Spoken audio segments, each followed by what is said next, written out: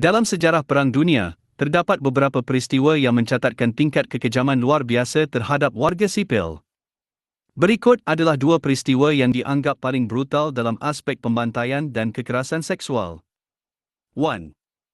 Pembantaian Nanking, 1937. Peristiwa ini terjadi selama Perang Sino-Jepang Kedua. Setelah tentara Kekaisaran Jepang merebut kota Nanking, ibu kota Tiongkok saat itu, mereka melakukan kekejaman massal selama 6 minggu. Pembantaian diperkirakan 200,000 hingga 300,000 warga sipil dan tentara yang menyerah dibunuh dengan cara yang sangat sadis, seperti dipenggal, ditusuk bayonet, atau dibakar hidup-hidup. Kekerasan seksual diperkirakan 20,000 hingga 80,000 perempuan diperkosa secara sistematis. Banyak korban yang dimutilasi atau dibunuh setelahnya. Peristiwa ini tetap menjadi salah satu luka paling dalam sejarah Asia Timur. 2. Pendudukan Tentara Merah di Jerman.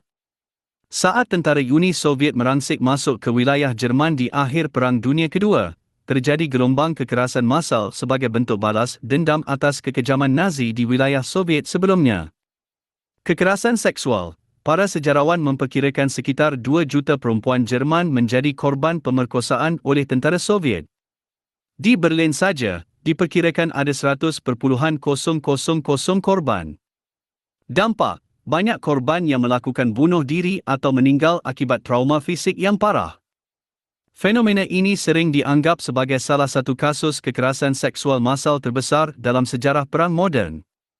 3. Holocaust dan eksperimen manusia. Meskipun Holocaust lebih dikenal sebagai genosida sistematis, brutalitasnya juga mencakup eksperimen medis yang tidak manusiawi dan pelecehan seksual di kampi-kampi kerja paksa yang dikelola oleh Nazi Jerman. Peristiwa-peristiwa ini menjadi pengingat kelam tentang bagaimana perang dapat menghilangkan sisi kemanusiaan dan mengakibatkan penderitaan yang tak terlukiskan bagi warga sipil, terutama perempuan dan anak-anak. Dalam sejarah dunia moden, terdapat beberapa bencana alam yang mencatatkan jumlah korban jiwa dan kerusakan yang sangat masif. Berikut adalah 3 yang paling buruk berdasarkan skala dampaknya. 1. Banjir Tiongkok Tengah. Ini dianggap sebagai bencana alam paling mematikan dalam sejarah moden. Setelah kekeringan panjang, curah hujan yang sangat ekstrim menyebabkan sungai Yangtze, Huai, dan Kuning meluap secara bersamaan.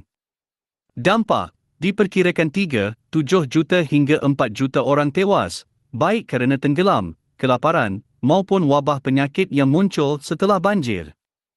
Area seluas negara Inggeris terendam air, menyebabkan jutaan orang kehilangan tempat tinggal. 2. Siklon Beulah, Pakistan Timur. Ini adalah siklon tropis paling mematikan yang pernah tercatat. Badai ini menghantam dataran rendah di delta Sungai Gangga dengan gelombang pasang yang menghancurkan pulau-pulau di sekitarnya.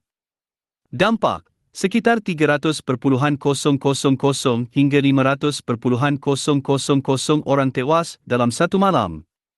Bencana ini tidak hanya menghancurkan secara fisik, tetapi juga memicu ketegangan politik yang akhirnya menyebabkan kemerdekaan Bangladesh. 3. Gempa bumi dan tsunami Samudra Hindia. Gempa berkekuatan 9,193 SR yang berpusat di lepas pantai Aceh, Indonesia, memicu tsunami dahsyat yang menghantam pesisir 14 negara. Dampak, sekitar 227,000 hingga 230,000 orang tewas. Ini adalah salah satu bencana paling moden yang terekam secara luas oleh media, menunjukkan betapa rapuhnya infrastruktur manusia terhadap kekuatan laut. Penyebutan khusus, Gempa Tangshan, Tiongkok. Jika dilihat dari kekuatan gempa murni di daratan, Gempa Tangshan sangat mengerikan kerana terjadi di kota industri yang padat pada dini hari saat orang tidur. Secara resmi, 242,000 orang tewas, meski beberapa perkiraan menyebut angka 2 kali lipat dari itu.